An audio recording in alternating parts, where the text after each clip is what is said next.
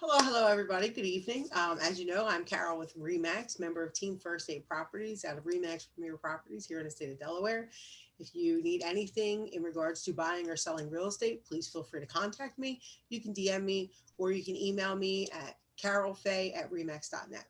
I wanted to come to you tonight and talk about Gmail plugins. I am a huge fan, and I've noticed that there's really not a lot of information out there. As you know, I'm Carol Remax, member of Team First. And apparently, there's a little bit of a lag. Sorry about that. So, I'm just going to go ahead and jump right in.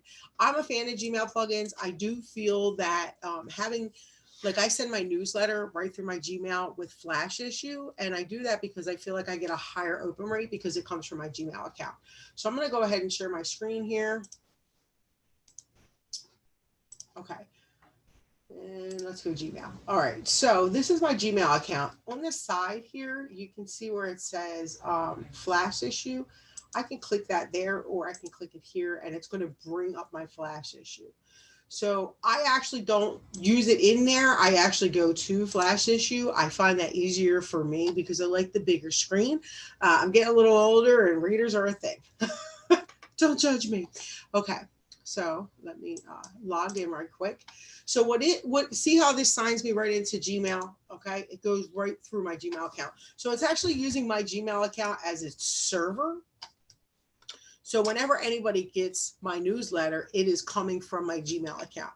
So like I said, I do feel like that helps my open rate because people are expecting email from me generally, past clients, current clients, people who signed up for my newsletter. So they are expecting my Gmail. Sometimes I feel like if you use one of those bulk newsletter templates, programs like Constant Contact, I feel like they automatically get lost in one of those folders in Gmail, social or whatever, So I do prefer this. It's super easy to use. I love that it has building blocks. We're going to go ahead and we're going to start a new one. I'm going to do a blank one and I'm going to open it just to show you quickly how easy it does work. So this is how it starts if you just use a blank one. Down here, you have a bunch of building blocks. You can decide how you want to lay out your newsletter. So for starters, you can put anything in here as a banner. I have a couple things. I'm just going to go in real quick. Fine. We're going to go ahead and put that. We're going to put a picture in here because that's what we're doing, right? Okay, so I have a folder labeled newsletter. I have a bunch of stuff in here. We're going to just throw this in there. This is my banner, right? And so now I want to start laying some content out. They automatically put this square here. I automatically get rid of it because I want it to look how I want it to look. One of the things that I really do like is my sidebar. I know that's crazy, but I like my sidebar, so I like to have a sidebar here. And that's because I like to have staples in my newsletter. And what I mean by staples are things that I have put in there that are going to go out in every single newsletter for the duration, right? So I use my sidebar for a lot of that. It's super easy to do. You can see it puts a blue box around it. Depending where you click, it's going to determine what window opens. Once you click in it, you see a window opens up. Now you have all of your formatting tools and you have your type box, right? You're going to learn if you start to use flash issue, the first thing you want to do is click your arrow down. That way it'll keep you in place in your page. It comes pre-registered with a title, so you can just put in here, hey, testing. For me, I have useful links, right? And then I just put down here mortgage calculator, testing,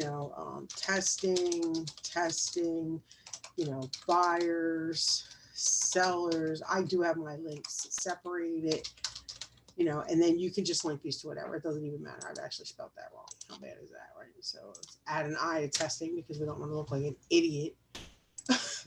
We're just going to back that out because it's easier. Okay, so back that out, hit save and done. And you will actually be able to see how it's going to look. If you go up here, you can hit preview. It's going to give you a big snapshot of what it's going to look like when it hits the mailbox of the person you're sending this to. So you can see down here, it has the necessary unsubscribe button. You are required to provide that if you're going to send out a newsletter. So you definitely want to use some type of a program. One of the things I really like about Flash Issue is like I said, it goes through my Gmail account. So my clients are already expecting email from me. I do feel like that does give me a higher click rate. The second thing that I really like about Flash Issue is it is inexpensive in comparison to some of the other programs that are available for this, but at the same time, I feel like it offers more. So we have, oh, sorry, my microphone. I am spending $119 for 2 years.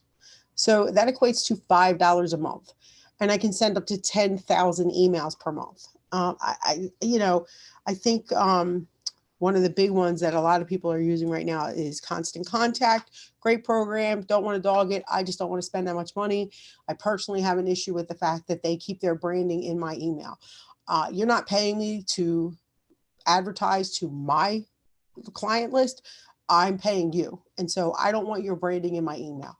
With Flash Issue, you can see that it's not going to be there. When you subscribe to Flash Issue, you do have to stop, go into your settings. Over here, you want to go into settings and you want to click remove Flash Issue branding from newsletter. Click yes, save settings. Flash Issue will not brand into your newsletter. You are paying for this. Nobody, in my opinion, nobody should be advertising to my clients but me. I do try to keep my newsletter informative, so it isn't all about selling. So I don't want them to feel like they're being hard sold by some company that I'm paying for their templates. I don't want to do that. Anyway, I digress. Okay, so we can add a bunch of stuff in here. This can get, listen, you really need to play with this because you really can do a lot with this space if you start playing with it and you become familiar with it. So go in here, you can add an image. I don't care what image, I'm going to pick any image. I'm going to pick the first image that comes up. Okay, we're using this, candy shooters. That was for my Christmas one, my holiday. Okay, so if you click on this picture, brings up this box. Go to Open Image Editor. You're going to get this whole image editing software that pops up.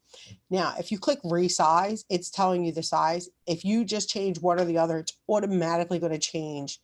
If you change height, it's going to automatically change width to make sure that the picture doesn't get pixelated or whatever, right? So you go here. I just happen to know that you want to be about 110, right? Hit apply, hit save, and it's going to put this in there. Hit OK. So check out how small that is. So now when you put any type of verbiage in here, right? Let's find some verbiage to throw in here. I probably should have had that up. Sorry. Bring this down. Let's open this up. Let's go drinks. Because I don't care. Okay, spelled drink.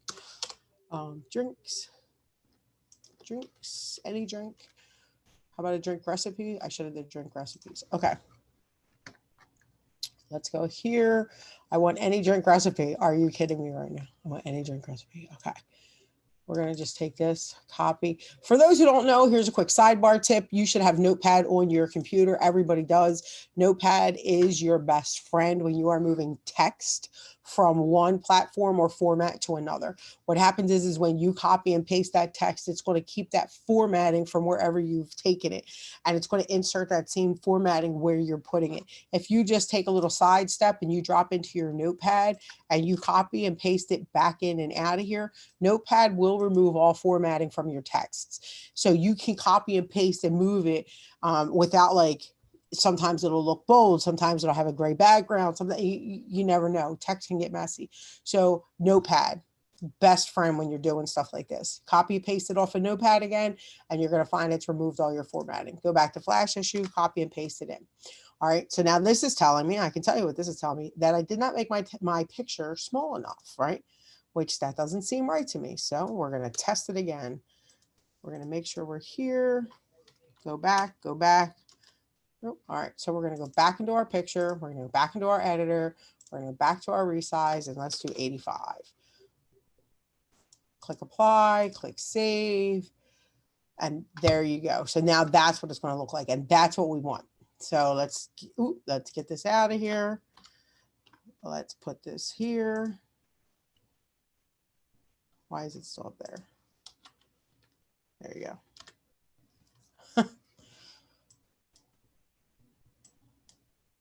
Yeah, so now you got to play with it. But ta-da, it does go up. All right, so let's move this down. And there you have it.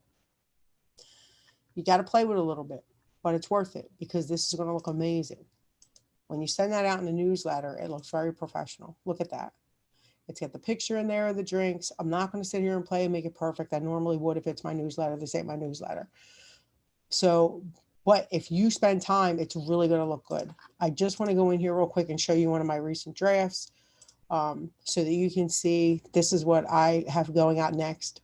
See how the picture sits next to the words and it looks fantastic. So this is my normal header. These are my staples that go out in every newsletter. I have some stuff here. So if you get good with these pictures, you can absolutely put this in here. All right, these are actually pictures I've linked videos to, and then I have my bottom. So that's my flash issue. I use this for my newsletter. I use this for sending correspondence to people if I want to see what they're clicking and stuff like that. But I have another little fun tidbit for you. So one of the other things that I found when I started poking around, again, I like my Gmail account. I want to stay in my Gmail account. I don't want to have to keep going out of it. And it's very, it was frustrating because I would send email to people and I didn't know if they had read the email, like what was going on.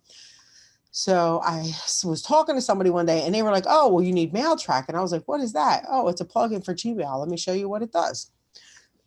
Excuse me. So let's go down here into spam. That way you can't see anything too important.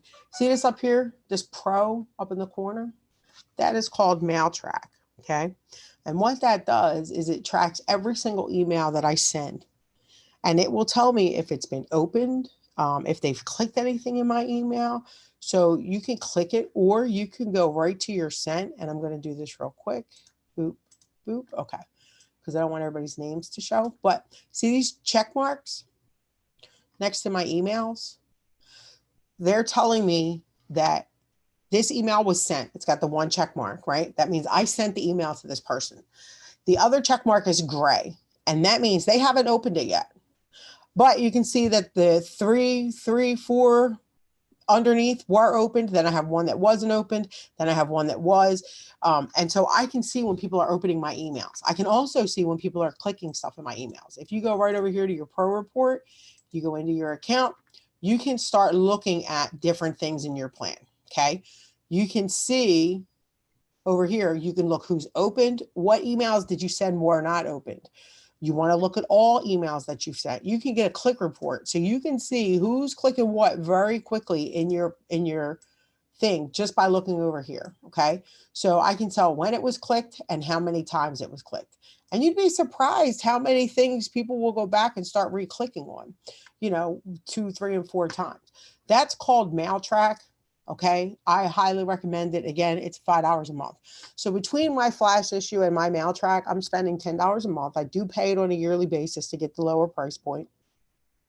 I'm spending $10 a month and I'm able to track my emails. I'm able to put together a really professional looking newsletter with the information in it that I want, looking the way I want it to look. And I'm doing it inexpensively. And I do it that way, not because I'm a control freak, but because I want to know if my emails are being received. It's important. I'm a professional realtor. I'm dealing a lot of time with time sensitive information. So I need to send that information. I need to know it's been received. And I can tell when it's been opened. So, because I get notifications. So if I send you an email and you open it, I know. And I think that that's important when you're a professional because it really does help you throughout your day know, okay, well, that email just got opened. So I'm probably going to have a response in the next hour or two, depending on what the subject matter was. And it's good to know that because you want to start getting ready for that response. You never know what you're sending emails about until you're starting to send them, when you're in negotiations, when you're looking for that information. In my case, I'm a realtor. I could be trying to correspond with the lender. I could be trying to correspond with the buyers or the sellers or the seller. You never know where my emails might go. And it's important for me to keep track of those emails that have been unanswered or unopened. If I send an email and I've noticed 12 hours later that email isn't open, I'm picking the phone up and I'm going, hey, I sent you an email last night. Did you happen to get it? Oh, no, I didn't get it. Oh, okay. Well, I'm going to send it again. Will you just keep an eye for it? And let me know if you don't get it. Just shoot me a text message. And sure enough, I'll see them go back and find the other email, which sometimes it can go anywhere. You know how email is. Or they'll just reopen the one that I've just resent to them. So I really do, like I said, I like MailTrack because I like knowing what's going on in my email. So that's what I wanted to share today. These are my Gmail plugins. I think that Google itself is a very versatile platform. It does allow us to do a lot of things. And if you can embrace everything that Google offers, and then you start finding these handy little plugins that are around and very inexpensive to use, I think that it can only enhance the product that you're using. So that's my my little tidbit for the day about Google plugins. I hope that you've enjoyed. I'm going to stop sharing my screen now.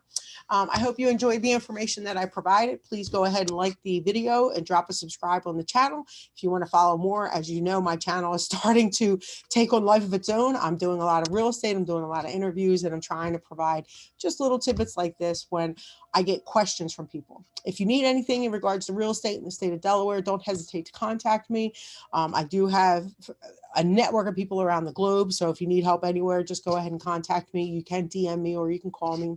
My email is cfahy.reamxfsp.net. And I thank you for watching. Have a great night.